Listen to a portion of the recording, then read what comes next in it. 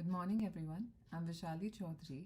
I'm a PhD scholar under Galgotias University located in UP, India.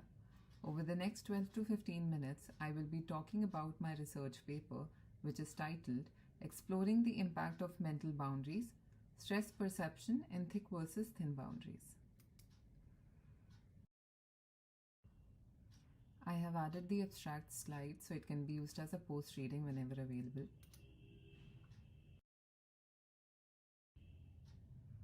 Here is the presentation outline. I will be talking about introduction, research problem, aim of the research, methodology, which would be including research tools, research design, statistical analysis. Then I'll move on to findings, conclusion, and of course, references. I will begin by introducing mental boundaries or boundaries in mind. It is a personality dimension which was pioneered by Ernest Hartman in 1989. Ernest stated that there are two sorts of boundaries: degree of connectedness among different aspects of mind and degree of connectedness between self and the external world. Boundaries in mind are on a continuum with two extremes on the end: thick boundaries and thin boundaries. Characteristics of someone on thick boundary is a person who is removed from close relationship, someone who experiences minimal congress between waking experience and dreaming, someone who seems detached or unaffected by his or her environment. Contrary to that, characteristic of someone with thin boundaries is permeability, which means he is accessible, passable, and even fluid. He has difficulty in separating sense of self from the environment and consequently have very strong emotions. It is difficult for him or her to distinguish dreams from reality.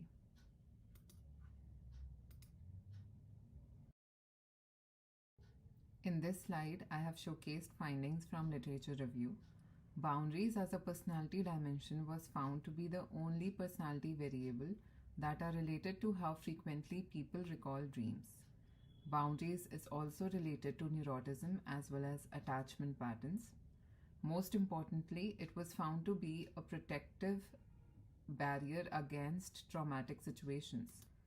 Freud described boundaries later in his career when attempting to explain variability among personality types. Freud and his followers discussed a barrier protecting an organism against unwanted or harmful stimulation. When this barrier is permeable or broken, the mind cannot handle the ensuing traumatic excitations. This can lead to various forms of psychopathology, especially regression. This inability to shut out negative information is included in Hartman's definition of boundaries. Boundaries as a personality dimension was also found to be highly correlated with openness. My research will be investigating if boundaries is still a protective barrier, and if so, can it protect individual from perceived stress? Moving on to perceived stress. Perceived stress isn't real. Well, it is, but it isn't, and it's not as complex as it sounds. Let's start by talking about actual stress. If you have too much work to do and you can't keep on top of your tasks, what you feel is actual stress. Perceived stress is different. It's more about your feelings about the lack of control and unpredictability than the actual stressor itself. If you find your thoughts spiraling into what could happen and decide that awful things are inevitable, that's the meaning of perceived stress. The problem is it's just as negative and the effects are negative. If you're spending hours worrying about what could be, you're causing the same physical, mental, and emotional problem as you would be worrying about that massive workload we mentioned earlier. PSS or Perceived Stress Scale tests how unpredictable, overwhelming, and uncontrollable the subject feels. Although it's just a feeling, perceived work stress is a serious issue. It can cause tension, headaches, pain and fatigue, digestive issues, stomach problems, lack of focus and motivation, eating disorders, substance abuse, as well as sleep disorders.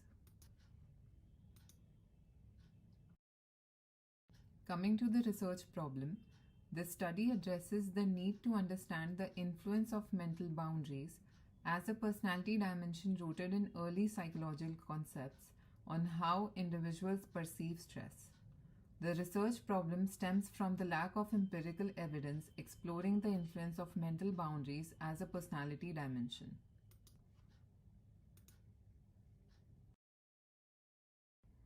The primary aim of this research is to assess the impact of thick and thin boundaries on perceived stress among undergraduate college students. Specifically, the study aims to investigate how variations in mental boundary thickness relates to differences in the way individuals perceive stress. Additionally, the study aims to explore other relevant factors such as gender differences in mental boundary. The ultimate goal is to contribute valuable insights to the understanding of mental boundaries in the context of stress perception among college students and advocate for a renewed focus on this personality dimension in future research. Moving on to the methodology, talking about the sample, a stratified random sampling approach was employed to select a representative sample of 400 undergraduate students. Each participant in the sample underwent the administration of the perceived stress scale and the boundary questionnaire short, that is BQSH. During the subsequent data analysis, due diligence was exercised to identify and address incomplete as well as inattentive responses, ensuring the reliability and validity of the collected data. As a result, out of 400, only 350 responses were addressed in data analysis. To collect data regarding perceived stress levels, perceived stress scale was used. It is a scale that involves 10 items and it was developed by Sheldon Cohen. During test standardization, Cohen was generically inclusive in selection for the norm group, which means there is a high reliability and validity attached to this test. Both male and female genders, age groups between 18 to 65 and older, races including white, Hispanic, black, South and East Asian were all included in the norms group. Cohen conducted a study in which it was found that PSS is correlated to stress measures, self-reported health and health services measures, health behavior measures as well as help-seeking behavior. Coming to boundary short, it is a short version of the original BQ developed by Ernest Hartman, which has 145 items. The shortened version measures BQ adjacent to 7 factors. The first factor is unusual experiences. It encompasses items related to peculiar sensory or cognitive occurrences, often linked to sleep, dreams, or fantasy. These items involve challenges in distinguishing between imaginary and real experiences. Need for order constitute the second factor, featuring items focused on the significance of discipline as well as the desire for order, clarity and precision across various situations.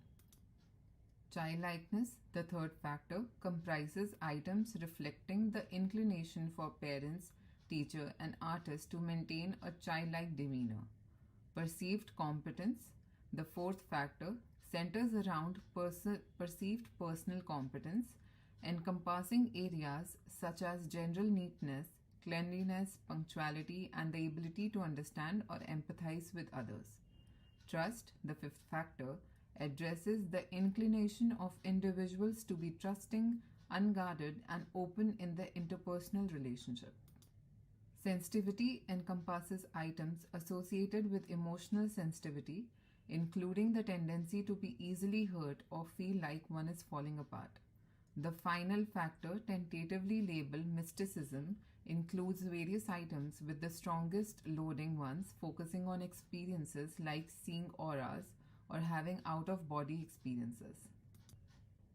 In this particular research, mental boundaries is the independent variable and dependent variable is the perceived stress. In the current slide, I have listed the objective of research and what statistical tests or analysis were used to complete them. When it came to identifying gender differences in mental boundaries, 2 independent sample t-tests was used. Assessing differences in levels of perceived stress between first, second, and third year undergrad students, ANOVA was used. To identify differences in mean perceived stress between thick and thin boundary students, again, ANOVA was employed. And when it came to assessing differences in mean perceived stress between each BQ factor, keeping in mind that there are 7 BQ factors, MANOVA was used.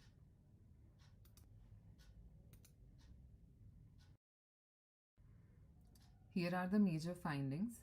Gender differences were observed with female students exhibiting thinner mental boundaries than their male counterparts. First and third year students were associated with low levels of perceived stress, whereas second year students were associated with high level of perceived stress. A follow-up interview was done in which most students stated that they underestimated the demand of an undergrad program, which could explain why second year students were more in stress. At least they felt more in stress.